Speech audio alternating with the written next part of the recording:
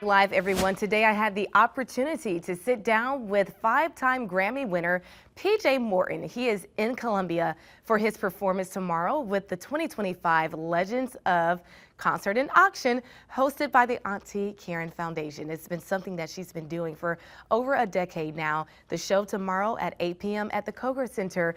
PJ Morton headlining that show, but we got to talk to him today about his why in music and how he was giving back today to some students right here in the Midlands. Thank you so much for sitting down with us today. I just want to start about asking you about your why. Why is music your why, and why are you using it to inspire those coming behind you?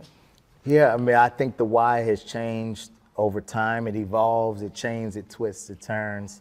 But ultimately, I think it's at the core just the love of something. You know, I've always loved music. It's always been like my place of refuge. It's always been my escape. And so, you know, I kind of feel like I got a cheat code that I get to use this music to not only heal myself, but like touch others. And that's also something I love to do, is connect to others. Your career is absolutely amazing. Grammy winner, countless nominations, performing with Maroon 5 as the keyboardist. You're being the son of Bishop Morton. I mean, the accolades just name themselves. How were you able to maneuver and really make a name for yourself, though, in the music industry? And what are some of the challenges that you had to overcome? Yeah, the challenges started at the very beginning. I mean, I'm my father's namesake, so it was almost, and his only son. He calls me his only begotten son, you know? And so there was a lot of pressure there, just not even from him necessarily, but from people assuming that I was just gonna follow in his footsteps. I mean, it seemed like the natural step. It might have even been an easier path for me, but I always felt something stronger and felt that I wanted to create my own path. And that's what I did, you know. Even in joining Maroon 5, even in being Bishop Morton's son, all these things that I did. As far as an artist, I built something directly and from the ground up with people who were fans of my music. I mean, you'd be surprised to see, I've been in Maroon 5 almost 15 years, and people discover that every year, because some of them are just fans of mine outside of that. Some of them don't know my background. So I've been really blessed to be able to have these things separate and appreciate it all in their own rights, you know. For the newcomers who are watching and they're just learning who PJ Morton is, how would you describe your music, and what would you say inspires just your career in general? Yeah, I mean, ultimately I would call my music soul music. That is the foundation of it. That's what I built it on. The Stevie Wonders, the Al Greens, the Donny Hathaways, the D'Angelos. That is the foundation. That is the thing I was drawn to the most. But then you sprinkle all these other things in. My love for the Beatles, my love for James Taylor. And the fact that you're from New Orleans. We got to put that out there, right? The fact that I'm from New Orleans slips in there sometimes as well. I mean, that was kind of something that I wasn't looked at, you know, in the beginning, because I was different for New Orleans. So that was one of the challenges, actually. But that stuff slips in there. The gospel background, you know, slips in there and makes all this gumbo of sound, you know. And so I would say ultimately, though, it's soul music, you know, in whatever form it's in.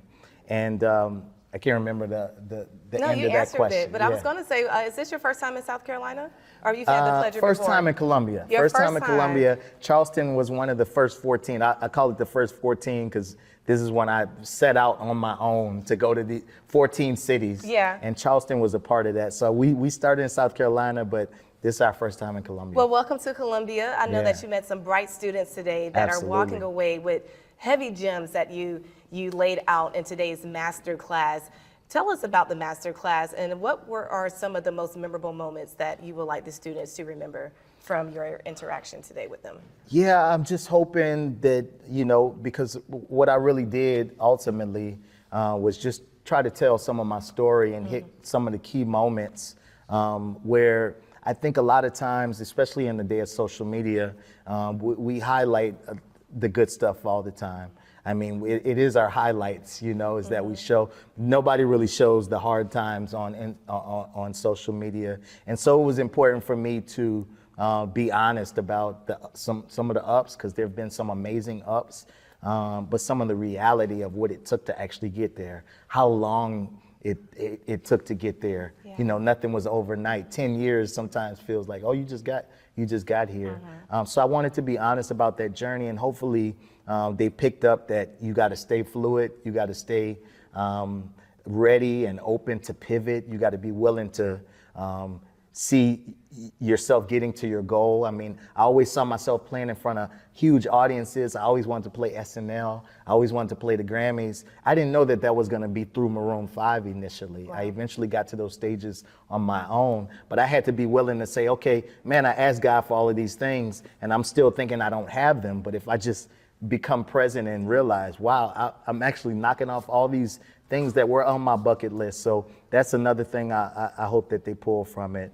But just being an individual and being unique and embracing that is also something I hope that they got, because I was the kid who didn't necessarily fit in. I wasn't just straight down the line. I was a little left of center. Yeah. And so I'm always sensitive to the kids who may just be a little different but have a gift. So I really just feel honored, and it humbles me really to be in the same breath as a lot of those people.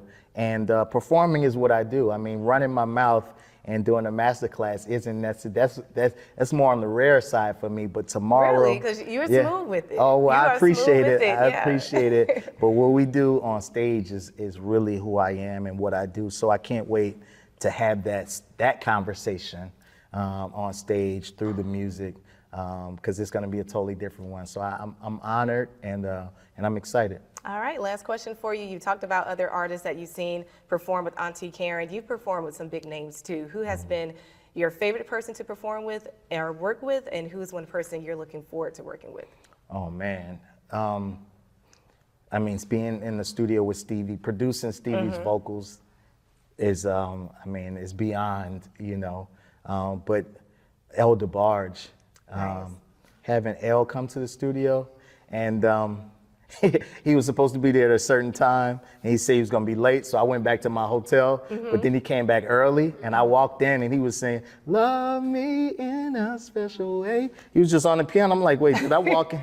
Is this heaven? You know, Oh like my what's going on? gosh, yeah. So just working with El, to see someone who's been in it that long, who's gone through all he's gone through, and still have that joy and love for it, it just inspired me to stay at this and stay connected to the love of it, you know.